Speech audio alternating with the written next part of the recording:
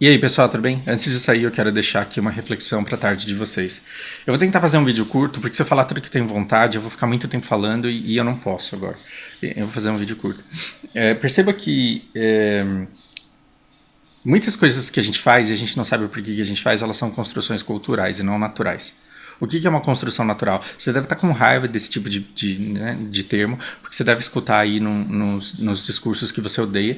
Mas o que é uma construção cultural? É o que as pessoas, como comunidade, começam a fazer e começam a repetir sem saber muito bem por que é que elas fazem aquilo. Isso é uma construção cultural. Beijinho no rosto, isso é uma construção cultural. Né? Uma série de coisas as pessoas fazem porque todo mundo começou a fazer, convencionou-se, aquilo começou a significar uma coisa legal e aí todo mundo foi no embalo. E é engraçado porque aquelas coisas que são construções culturais, elas não são certas ou erradas, elas apenas são. Elas apenas são e a gente não deveria ficar chocado ou querer proibir determinadas coisas que as pessoas fazem por liberdade delas. E também não deveria querer obrigar todo mundo a fazer determinada coisa só porque é uma construção cultural.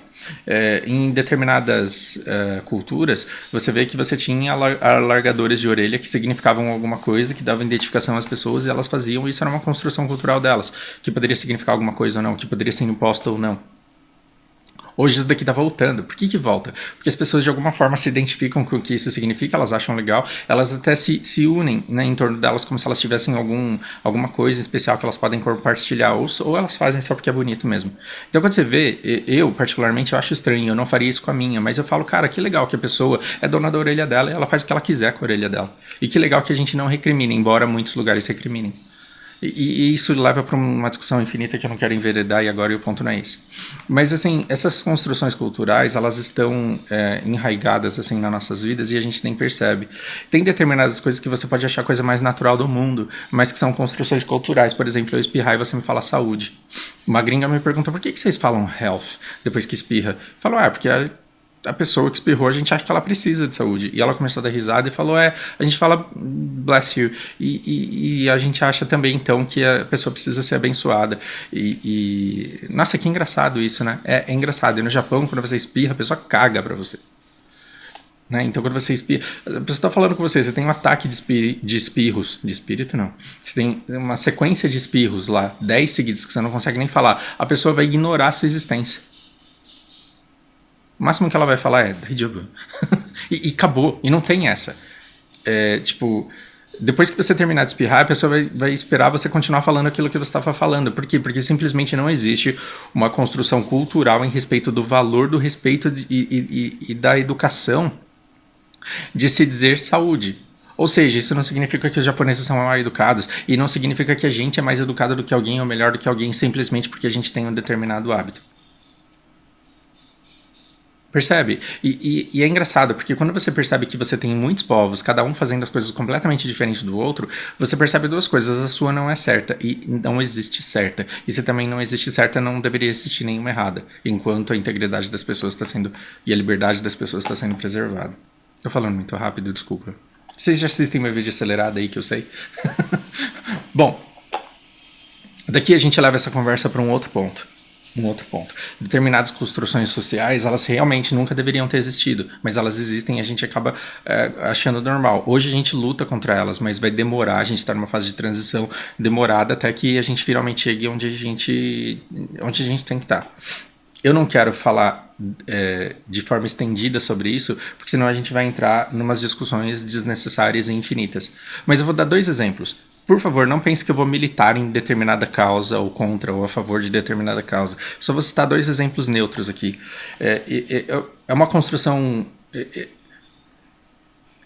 uma construção desagradável para mim, que 2 pessoas que se gostam e que se amam andem no meio da rua e que elas tenham medo de serem agredidas caso elas estejam de mão dada só porque elas são do mesmo gênero, do mesmo sexo. Isso para mim não entra na minha cabeça. Mas existe uma construção cultural já contra a qual a gente está lutando, de que essas pessoas são sem vergonhas, que essas pessoas elas precisam ser punidas e que elas precisam ter respeito de não fazer isso no meio da rua. O que para mim não faz o menor sentido, mas essa construção cultural existiu. A gente está lutando contra ela, a gente está numa fase de transição que vai demorar, mas que vai passar, e tomara que um dia as pessoas não sejam agredidas mais por demonstrar afeto pelas pessoas por quem elas têm afeto. Mas essa construção cultural ela existe ao ponto de você falar evita pegar na mão um do outro aí quando vocês estiverem em lugares públicos e que não tiver muita segurança. Ou seja, a gente não necessariamente concorda, mas a gente aceita. Por quê? Porque afinal de contas já está construído e a gente reage a isso. Outra coisa que para mim não faz o menor sentido. Imagina sua irmã, sua prima, sua melhor amiga, aquela menina que você ama. Ela tá no terceiro encontro com o amor da vida dela. Ela ficou apaixonada durante 10 anos pelo mesmo cara. E ela finalmente teve uns encontros, esses encontros estão dando certo.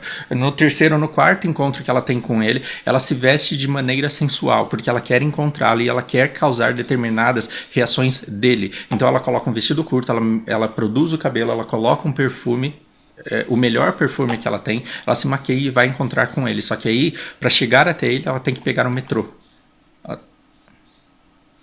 Então o que nós temos? Nós temos uma construção cultural de que é normal que essa pessoa ela seja bulinada, que ela seja estuprada, que ela seja assediada e que no final ainda chega e fala também olha o comprimento da saia que ela estava vestindo. Era lógico que ela estava pedindo. Nós estamos lutando contra essa. Que bom que a gente identificou que isso é errado e que bom que a gente está lutando. De uma forma atrapalhada nós estamos fazendo isso, mas nós estamos fazendo. E aí a nossa sociedade ela tende a entender que toda mulher merece respeito independente da roupa que ela estiver vestindo, mas a gente também tem que entender que estupradores existem e sempre existirão, e quando houverem caso de estupro, a gente tem que punir o estuprador e não todos os homens. A gente também tem que amadurecer nesse sentido e tomara que um dia a gente chegue lá. Agora, o ponto de reflexão, e eu falei que esse vídeo ia ser curto e não foi, mas assim, tudo isso entenda só como uma introdução para o ponto onde eu quero chegar. A gente construiu culturalmente a ideia de que a lei ela é feita para ela não ser seguida. A lei ela é feita para ser desrespeitada e que somente em alguns momentos você deve aceitar, você deve se privar de quebrar a lei, que é na verdade aquilo que você quer fazer. Essa é uma construção social que me corrói, porque ela é uma bosta. Não sei quantos anos atrás, uns 20 anos atrás, procurem no Google para saber exatamente quando isso aconteceu, houve um novo Código de Trânsito. Houve um novo Código de Trânsito. Até então, multas que não existiam foram criadas. E multas que já existiam, elas foram muito agravadas. E aí, de repente, uma multa que custava X começou a custar 20X. E aí todo mundo falou, que porra é essa? Não dá. Não dá para pagar tudo isso. Foi o país tentando impor uma educação que salvou a vida de muita gente aí ao longo das décadas, porque eu não sei se vocês lembram, mas o seu avô, talvez ele não tivesse limites e respeito quando ele estivesse passando num cruzamento. E muito mais gente morria no trânsito. Proporcional ao número de carros que existiam, proporcional ao número de vias e proporcional ao fluxo que existia, muito mais gente morria no trânsito. Vem uma lei para tentar nos proteger e ela impõe uma disciplina que a gente não queria. A gente quer o benefício da segurança. A gente quer a nossa vida salva, mas a gente não quer obedecer regras porque nós somos um povo que não gosta de obedecer regras. E quando a gente inventa uma regra, a gente imediatamente inventa também uma maneira de burlar essa regra, porque a gente é rebelde.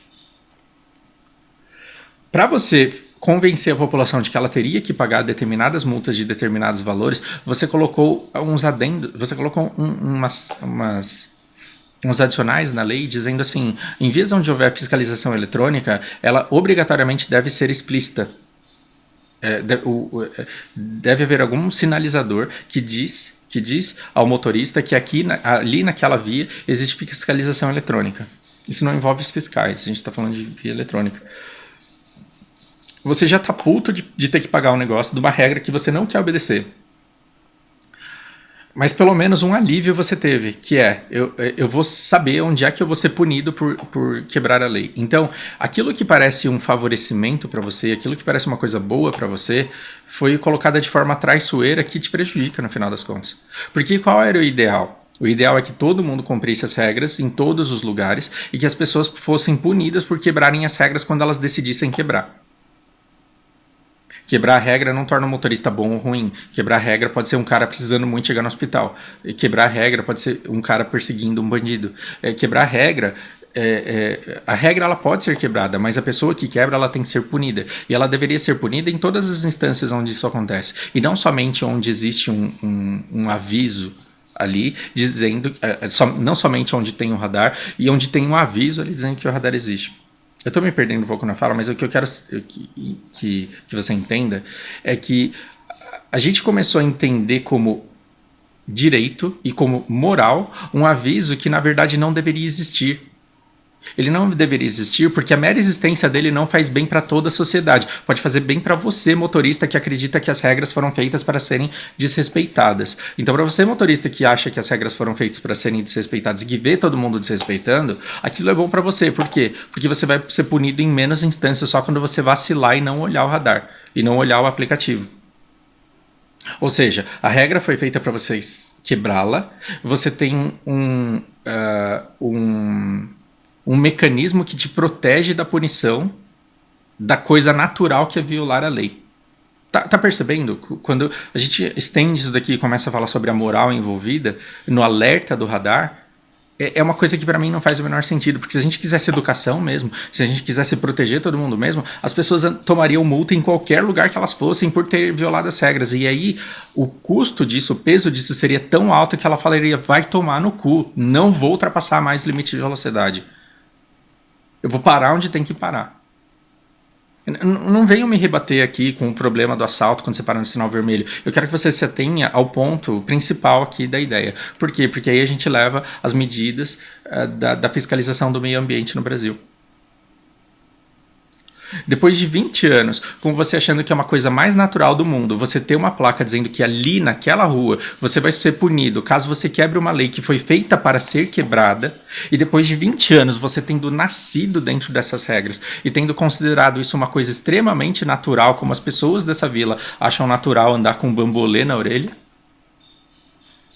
de repente você fica sabendo que os fiscais do meio ambiente eles estão mandando notificações de alerta para os extratores e para os agricultores, eles estão mandando notificações de alerta de quando é que a fiscalização vai ocorrer.